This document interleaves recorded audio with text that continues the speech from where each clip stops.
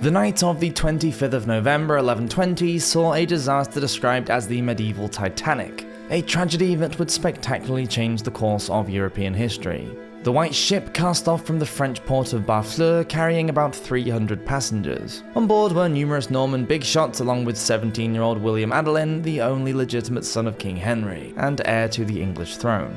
As the following morning dawned, the ship had sunk below the freezing water, drowning almost everyone on board and leaving just one survivor, a lowly butcher from Rouen, to bear witness to the disaster.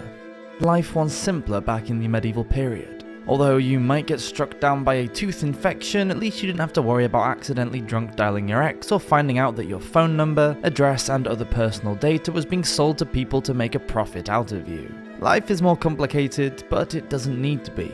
I'd like to thank today's sponsor, Aura, for helping make our lives that bit easier by providing an all-in-one service to help keep you safe online. If you've ever been bored and tried Googling yourself, you might have seen your personal information on a public site being sold by data brokers. We don't all have the time to track down every time that happens, but Aura can help by sending requests to make the brokers remove your information. For one affordable price, Aura offers parental controls, password management, data protection, and more. It's made my life so much easier as I don't have to worry about scammers getting hold of my details or those annoying robotic calls. You can try out yourself for 2 weeks by using my link aura.com/medievalmadness or by clicking the link in the description. So near, far, wherever you are, welcome to Medieval Madness.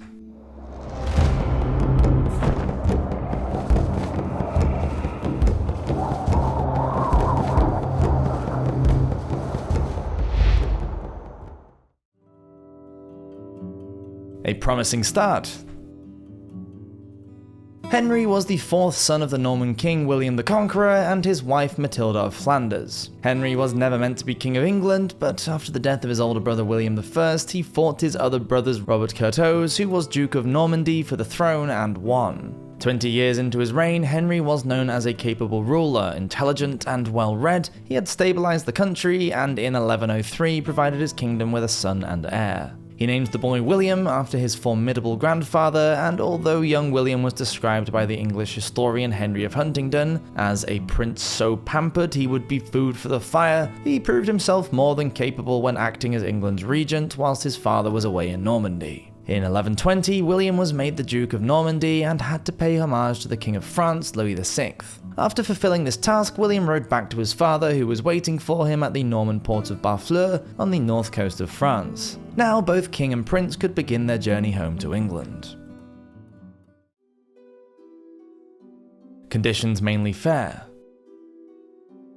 It was a 10 to 12 hour journey from Normandy to England in good weather. Henry had waited until the conditions were just right before making the trip. Now it was bitterly cold, but at least it was dry. The flagship Mora had sailed at the head of the fleet during William the Conqueror's Norman invasion of 1066. At the ship's helm had been Captain Stephen Fitzgerald. Now his son Thomas Fitzstephen approached Henry and offered the king a gold mark. It was, he said, payment for 50 years of royal favour bestowed on his family. Then he told Henry about the Blanche Neuf, a vessel perfect for royal service, a name which translates into English as White Ship. The ship was named Blanche, white, because of the pale colour of her timber. White symbolised high status for the Vikings, and the striking ship stood out against the others in the fleet. Fitzstephen wanted Henry to honour him and use the vessel to return to England as she had. He said the ship came with 50 oarsmen skilled in speed and could quickly take Henry back to his kingdom without any wind. Henry was pleased with the offer, but explained that arrangements for his channel crossing had already been made. However, Henry was happy for other members of the family and court to travel on the White Ship and thought they would enjoy it. Henry was to sail in the afternoon, and the White Ship would follow later, along with his treasure chests and 200 of the most important people from Normandy and England. The passengers included the oarsmen and Henry's son and heir, William Adelin, and his illegitimate children Richard of Lincoln and Matilda of Perche, his nephew Stephen of Blois, his niece Lucia Morholt of Chester, and her husband Richard de Vranches, Earl of Chester, the most powerful earl in England. There were numerous cousins on board as well, according to the historian William of Malmesbury. Quote, Othil, Fitz-Earl, the guardian and tutor of the king's son, all the choicest knights and chaplains of the court, and the noble sons who were candidates for knighthood. Along with great warriors such as Ralph the Red and Robert Dexme, and younger soldiers like Edward of Salisbury, an archdeacon, a bishop, one relative of the Roman emperor, another 17 women who had the rank of either countess or princess, and a butcher by the name of Berold who was in hot pursuit of his debtors. With calm water and a southerly wind, the crossing looked like being an uneventful voyage for the White Ship. It was decided that Matilda of Anjou, William Adelin's bride, would travel to England with her father-in-law King Henry. Being only 9 or 10, she was probably a bit too young for a wild night of partying with her husband and his companions. Reckless youth.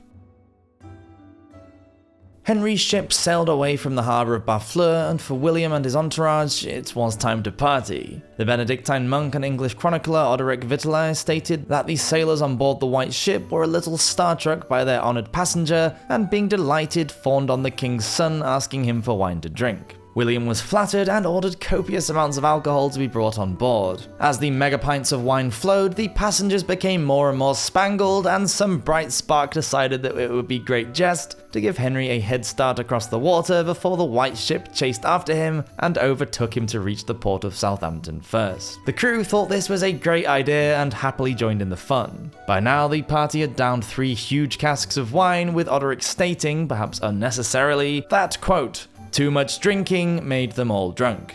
The mariners were so smashed that they paid no respect to anyone, sat in the passengers' seats, and began to show off. The chaos was worrying.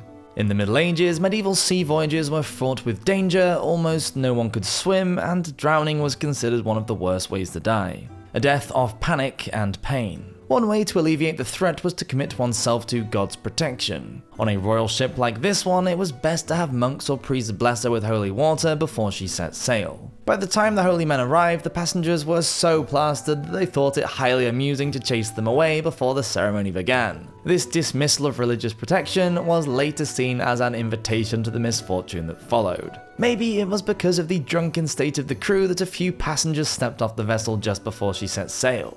Odoric noted that they realised that there was too great a crowd of wild and headstrong young men on board. Among those who departed were William de Tankerville, the son of Henry's chamberlain, son of Lord Bolingbroke, William de Roumer, and Richard of Salisbury. Stephen de Blois, Henry's nephew, also disembarked. Whether that was because he was drunk sick or just sick, we will never know. He took 2 knights with him for support. This is an important point in the story, but we will return to Stephen later. Flirting with disaster. The ship likely set off just before midnight when the tide slackened. A large crowd gathered to watch the departure, and the White Ship set out to sea. Robert Wace, the Norman poet, wrote that, quote, "It was dark, the light was not good. The sailors had all been drinking and had not worked out the correct course." But with 50 oarsmen working together, according to Malmesbury, the White Ship was swifter than the winged arrow, sweeping the rippling surface of the deep. There was a huge rock, a well-known local hazard known as the Quillebouf, about 1 nautical mile out of the harbour, but it was too dark and they were going too fast. The helmsman, although familiar with the area, was also loaded and disorientated. The White Ship hit the rock hard with a sickening crunch, her port side skewered. The party turned to panic in an instant. 2 of the ship's planks were smashed and unforgiving water rushed in quickly through the gaping hole. As everyone panicked around them, the sailors desperately tried to push the ship clear of the rock with boat hooks, but only made matters worse. The gash became bigger and even more water poured in, washing several of the crew away into the icy depths. Wace described how the stricken ship then split completely and floundered. The sea entered in several places. Impaled askew on her treacherous perch, and with the wind still filling her large mainsail, the White Ship teetered briefly before rolling hard sideways. I wonder if they went down playing their lute. As she began to tip, the passengers and what was left of the crew fell screaming into the dark, cold water. Only a mile away in Barfleur, some of the people would later say that they heard a faint noise from somewhere out of the black channel of water, but had no idea of the catastrophe that was unfolding. Odoric wrote, quote, "The passengers and crew raised cries of distress, but their mouths were soon stopped by the swelling waves, and all perished together. Prince William's bodyguards were quick to steer him into the only rowing boat and propel him away to safety. But then he saw his sister Margaret of Perch still on board ship, screaming for him to return and rescue her. William ordered his guards to go back as Margaret was shrieking out that he should not abandon her so barbarously. As they did so, the remaining survivors thrashed around in desperation, and scrambling up, they swamped the small boat, which then went down. William Adelin, heir to the English throne, died that night, along with all the others. As the ship capsized, Beryl the Butcher was able to swim to a piece of broken masthead. He scrambled up and was joined there by Geoffrey de Lagle, one of Henry's brave knights. And together there, above the freezing water, they watched the horror unfold. Soon, Captain Fitzstephen reached them, but on learning the fate of the prince, he uttered his last words. "I'll never let go, Jack." Oh, sorry, wrong script. His last words. "It is vain for me to go on living," before allowing his body to slide below the waves and drown. The only two survivors could only wait for rescue there in the cold, wet dark. Sadly, after a few hours, it was the king's knight who succumbed and slipped away. Berold, we are told by Wace, held on firmly to the mast until he reached the shore and was lifted out by 3 fishermen. Later, Berold told the whole sad tale to Odoric and those who wished to learn, and subsequently lived for about 20 years in good health. Anarchy. King Henry was devastated. He had lost his beloved son and heir, 2 other children, a nephew and a niece, as well as many of his closest advisors. He took to his bed and wouldn't eat. It's said he never smiled again. As well as the personal loss felt by the king, politically the event of the White Ship was a disaster for him. Now he had no male heir, and having no more children over the next 15 years of his reign, before his death in 1135, Henry declared his daughter Empress Matilda as his successor. But it was the king's nephew, Stephen of Blois. Yes, remember him? Stephen was one of the lucky ones who had disembarked the White Ship before she set sail, that seized the throne and declared himself king. This act ushered in a long and devastating civil war known as the Anarchy, until peace was finally negotiated in 1153, when it was agreed that on Stephen's death the crown would be passed on to Matilda's son, who subsequently became King Henry II. Thank you so much for watching this episode of Medieval Madness. Please do subscribe if you're enjoying these videos, and I'll see you next week for another one. Until then, I hope you have a fantastic week. Cheers!